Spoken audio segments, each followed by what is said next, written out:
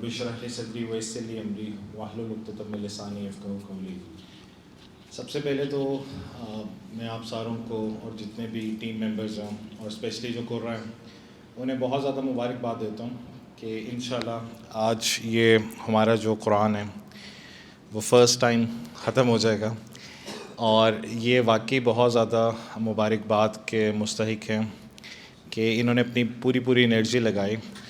اور جب ہم تراویح پلان کر رہے تھے تو ہم نے 6 مہینے پہلے اس کا پلان کرنا سٹارٹ کر دیا تھا۔ اس میں قاری شعیب اور قاری سلمان یہاں پہ حفظ بھی پڑھاتے ہیں، تو اس کے بعد وہ تب سے اپنی ریویژن کر رہے تھے۔ اور اس کے بعد آپ لوگوں کا بہت بہت شکریہ کہ اللہ سبحانہ و تعالیٰ نے آپ لوگوں کو اس کام کے لیے چنا۔ آپ صلی اللہ علیہ وسلم کی ایک حدیث ہے کہ اللہ سبحانہ و تعالیٰ جس کے ساتھ بھلائی کا ارادہ فرماتے ہیں اس کو دین کی فہم دیتے ہیں۔ ہو سکتا تھا کہ آپ لوگ پیکیجز مال یا ایمپوریم یا لبرٹی اس ٹائم شاپنگ کر رہے ہوتے، لیکن آپ نے اپنے ٹائم کو ایسا پرائورٹائز کیا اور اللہ سبحانہ و تعالیٰ کے لیے ٹائم نکالا۔ تو میں تو سمجھتا ہوں کہ this is also one of the science. اچھا، قرآن کا جو پرائمریلی جو ایڈریس ہے وہ زندہ لوگ ہیں، جو لوگ زندہ ہیں۔ انفارچونیٹلی ہماری سوسائٹی میں ہم قرآن کو صرف تبھی یوز کرتے ہیں جب کوئی بندہ فوت ہو جائے یا اس کے سال ثواب کے لیے، اور اللہ سبحانہ و تعالیٰ قرآن کو ایک روپ کہتے ہیں، ایک رسی کہتے ہیں، between the creator and the creation. اللہ سبحانہ و تعالیٰ کہتے ہیں کہ اللہ کی جو رسی ہے اس کو مضبوطی سے پکڑ لو اور فرقوں میں نہ بٹ جانا، سورہ آل عمران میں۔ تو جو قرآن ہے وہ ایک رسی ہے جو ہمیں اللہ سبحانہ و تعالیٰ سے کنیکٹ کرتی ہے۔ یہاں پہ کافی اسٹوڈنٹس بھی ہیں، تو ایک ایگزامپل مجھے بہت اچھی لگی کہ قرآن از لائک اے میگنیٹ، جس کے ساتھ آپ الائنڈ رہتے ہو تو آپ کی الائنمنٹ ہوتی ہے towards the north to the south, اور جیسے ہی آپ اس سے دور ہو جاتے ہو تو آپ ڈس الائنڈ ہو جاتے ہو۔ تو جب ہم قرآن سے ان ٹچ رہتے ہیں یا قرآن کو سمجھتے ہیں تو ہمارے اندر ایک بہت زیادہ زبردست پازیٹیو سائیکالوجی ہوتی ہے اور ہر کام آسان ہو جاتا ہے اور ہمیں ہر چیز میں رہنمائی ملتی ہے۔ اللہ سبحانہ و تعالیٰ سورۃ ابراہیم کی فرسٹ ورس میں کہتے ہیں کہ اللہ سبحانہ و تعالیٰ نے قرآن دیا آپ کو، رسول اللہ صلی اللہ علیہ وسلم، تاکہ آپ لوگوں کو اندھیروں سے روشنی کی طرف لے کے جائیں۔ اور کچھ ڈپریشنز تو میڈیکل ریزنز کی وجہ سے ہوتی ہیں، ہارمونل امبیلنس کی وجہ سے، لیکن کچھ ڈپریشنز جس کا کوئی میڈیکل ریزن نہیں ہے، آپ کی صرف ایک تھنکنگ سائیکالوجی ہے۔ اگر آپ قرآن کو پڑھتے رہتے ہیں تو آپ پازیٹیولی انکلائنڈ رہتے ہیں اور اس طرح کی ڈپریشن اور یہ والی چیز بہت کم ہوتی ہے۔ لیکن انفارچونیٹلی ہماری سوسائٹی میں قرآن کو اگر پڑھا بھی جائے اور رمضان میں پڑھا بھی جائے تو اس کو سمجھا نہیں جاتا۔ ایک مجھے کسی نے قصہ سنایا کہ وہ شاپ گیا تو دکاندار کا جو نام تھا وہ تھا کولو، انہوں نے کہا، تو اس نے اس کے ابو سے پوچھا کہ یار، اس کا ابو بھی ادھر تھا، کہ یہ تم نے کیا نام رکھا ہے کولو؟ انہوں نے کہا، تو کہتا ہے کہ جب یہ پیدا ہوا تھا تو میں نے سوچا کہ میں پیج جو بھی کھولوں گا تو پہلا جو ورڈ نظر آئے گا مجھے لیفٹ سائڈ پہ پیج کے وہ میں نام رکھ دوں گا، تو تھا کولو۔ انہوں نے کہا تو میں نے یہ نام رکھ دیا۔ تو اس عالم نے کہا کہ شکر ہے تمہیں ادھر فرعون نہیں نظر آیا یا ابلیس نہیں نظر آیا، ورنہ تم ادھر وہی رکھ دیتے۔ تو جو پرائمریلی پرپز ہے جس وجہ سے ہمیں ہدایت نہیں ہوتی، کیونکہ ہم اس کو سمجھتے نہیں ہیں۔ لیکن انس بن مالک کی روایت ہے کہ رسول اللہ صلی اللہ علیہ وسلم کے پاس جبرائیل امین ہر رات کو آتے رمضان کی، اور وہ انہیں تلاوت کرتے اور ان سے تلاوت سنتے۔ تو جبرائیل امین رسول اللہ علیہ وسلم کے دور میں ہر نائٹ آف رمضان کو آتے، کچھ پورشن وہ تلاوت کرتے اور کچھ پورشن رسول صلی اللہ علیہ وسلم تلاوت کرتے، آپ صلی اللہ علیہ وسلم خود بھی سنتے ان سے اور ان کے سامنے پڑھتے بھی۔ اور اسی طرح جب آپ صلی اللہ علیہ وسلم کی لاسٹ ایج تھی اور لاسٹ ایئر تھا تو جبرائیل امین 2 دفعہ آئے، اور یہ جو پورا قرآن کمپلیٹ ہے وہ 2 دفعہ ہوا۔ پھر آپ صلی اللہ علیہ وسلم اتنا زیادہ ایمفسائز کرتے تھے اور اپنے لیے کہ حذیفہ رضی اللہ تعالیٰ عنہ کہتے ہیں کہ ایک دفعہ میں رسول اللہ صلی اللہ علیہ وسلم کے پاس گیا تو وہ تراویح پڑھ رہے تھے، نفل پڑھ رہے تھے، تو میں بھی ساتھ کھڑا ہو گیا دیکھوں کہ کس طرح نفل پڑھتے ہیں۔ تو انہوں نے ایک نفل ایک رکعت میں سورۃ البقرہ کی پوری تلاوت کی، سورہ آل عمران کی پوری تلاوت کی اور سورہ نساء کی پوری تلاوت کی، یعنی کہ دس از مور دین 5 پاراس جو آپ صلی اللہ علیہ وسلم نے تلاوت کیے۔ اور اس کے بعد رسول اللہ صلی اللہ علیہ وسلم رکوع میں گئے۔ اب ہمارے لیے تو آبویسلی یہ پاسبل نہیں ہے کہ ہم 5 جز پڑھ لیں، لیکن یہ رسول اللہ صلی اللہ علیہ وسلم کا سٹیٹس تھا اپنے لیے، this is what he choose for himself, کہ انہوں نے 5 جز کی تلاوت کی. اور جتنے بھی کمپینینز ہیں وہ اتنا زیادہ اس کو فالو کرتے تھے اور وہ قرآن کے ساتھ اتنا زیادہ جڑ جاتے تھے کہ عمر رضی اللہ تعالیٰ عنہ کے بارے میں آتا ہے کہ انہوں نے ابی بن کعب رضی اللہ تعالیٰ عنہ کو جب اپوائنٹ کیا تو انہوں نے کہا کہ تراویح آپ نے لیڈ کرنی ہے فرام عشاء ٹل فجر.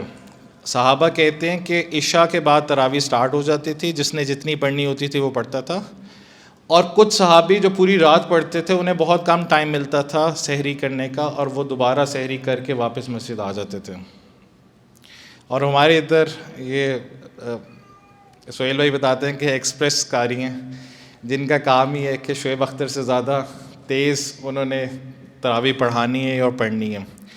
تو ہم کس کو ڈسیو کر رہے ہیں؟ کیا ہم اللہ سبحانہ و تعالیٰ کو ڈسیو کر سکتے ہیں؟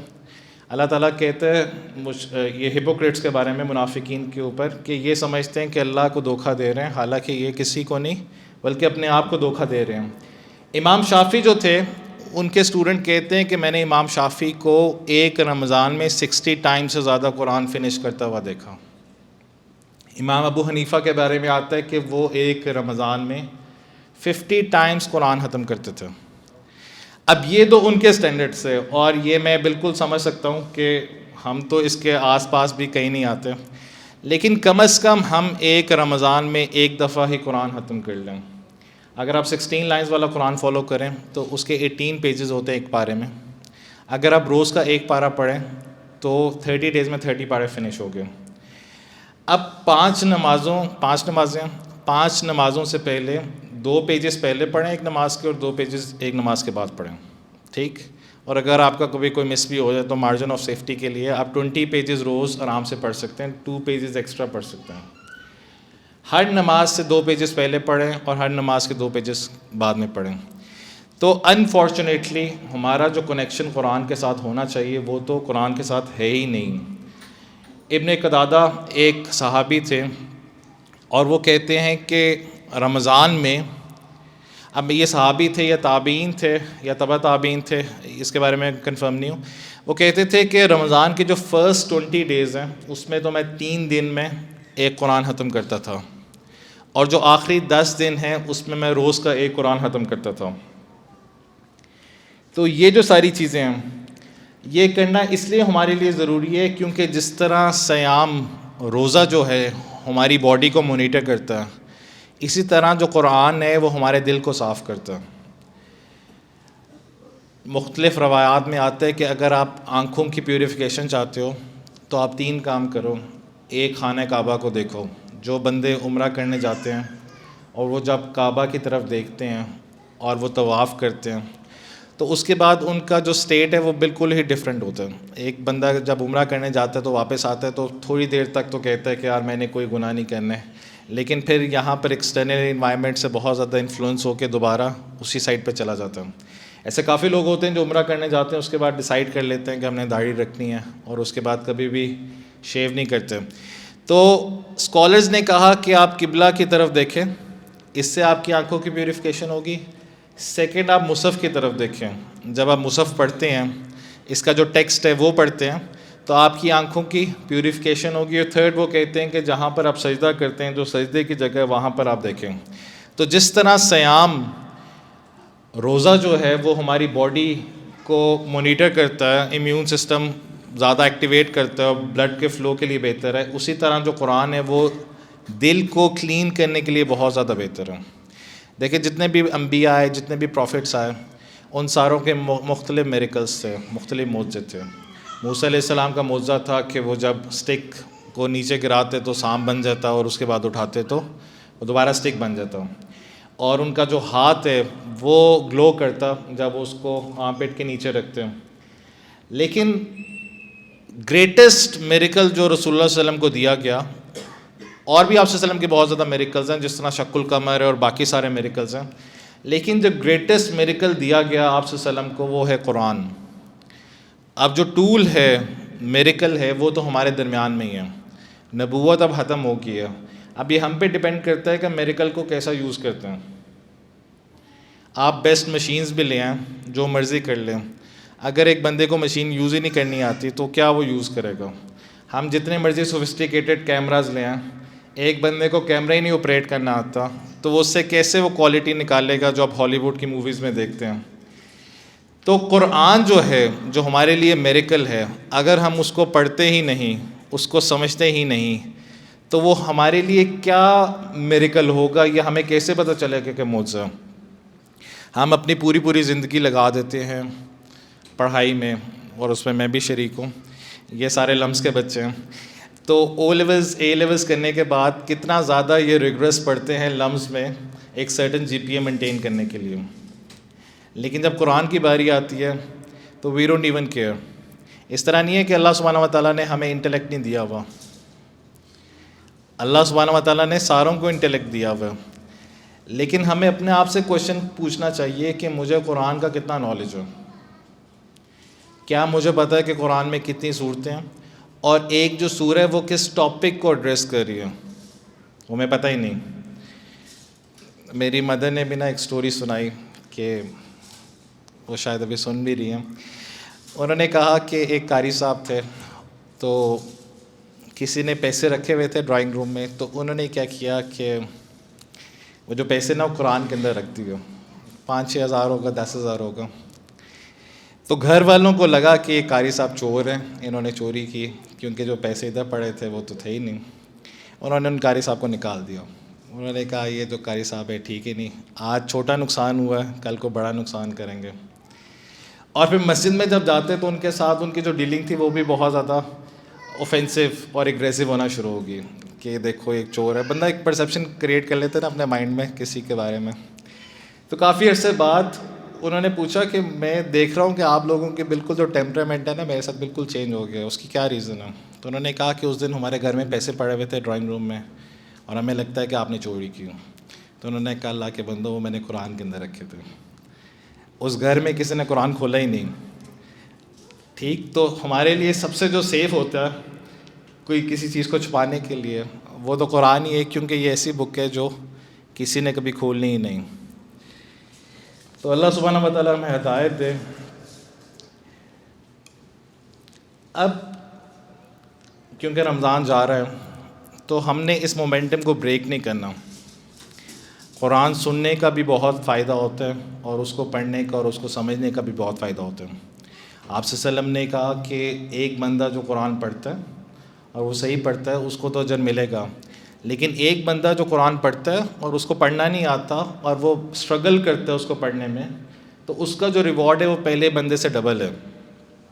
کیوں؟ کیونکہ وہ ایفرٹ کر رہا ہے۔ آج کل بہت ایزی ہے، موبائلز آپ کے پاس ہیں، گیجٹس آپ کے پاس ہیں، آپ جب کار میں ٹریول کرتے ہیں تو ادھر ساؤنڈ سسٹم سب کچھ ہے، تو پلیز اپنی ایک ہیبٹ بنائیں کہ میں نے قرآن کو زیادہ سے زیادہ سننا ہے اور زیادہ سے زیادہ سمجھنا ہے۔ ادھر جو فاق بھائی آتے ہیں وہ سیلف ٹاٹ ہیں، اور وہ کہتے ہیں کہ میں مشاعری کو سن کے مشاعری بن گیا۔ تو دس از دا میریکل آف قرآن، کہ اگر آپ اس کو سنتے ہیں اور اس کو سمجھتے ہیں تو یہ آپ کو زندگی کے ہر موڑ میں رہنمائی کرے گا۔ میں دعا کرتا ہوں اللہ سبحانہ و تعالیٰ سے کہ اللہ سبحانہ و تعالیٰ ہماری ایفرٹس کو اور آپ کی ایفرٹس کو قبول فرمائے، اور اللہ تعالیٰ بہت زیادہ جزائے خیر دے ان قراء کا جو آتے ہیں اور جو سناتے ہیں۔ اور اس کے علاوہ جو جنید بھائی ہیں اور حذیفہ ہیں، انہیں میں ہمیشہ کہتا ہوں پبلکلی بھی اور پرائیویٹلی بھی کہ آپ یہ نہ سمجھو کہ اگر آپ بیہائنڈ دا کیمرہ کچھ کر رہے ہو اس کا ثواب نہیں ملے گا۔ ایک حدیث میں آتا ہے کہ ایک مجاہد جس کو کسی نے تیار کیا اور گھوڑے پہ بٹھا دیا، اس نے کیا کیا؟ اس نے مجاہد کو بس تیار کیا اور گھوڑے پہ بٹھا دیا، اس کا بھی اتنا ہی ثواب ہے جتنا اس مجاہد کا۔ تو ایک بندہ جو اس سینٹر کو آ کے کھولتا ہے اور صفائی کرتا ہے اور ہر بندے کے لیے اہتمام کرتا ہے کہ یہ جو پورا پروسیس ہے یہ بغیر کسی ڈسٹرپشن کے ہو، اس کو بھی اتنا ہی ثواب ملے گا جتنا پڑھنے والوں کو ملے گا۔ تو میں ان کا بہت زیادہ شکریہ ادا کرتا ہوں جو ہمارے لیے یہ بہت اچھا کام کرتے ہیں، اور ایک وداؤٹ اینی ڈسٹرپشن یہ پورا پروسیس ہوتا ہے۔ جزاک اللہ خیر ایوری ون۔ السلام علیکم ورحمۃ اللہ وبرکاتہ۔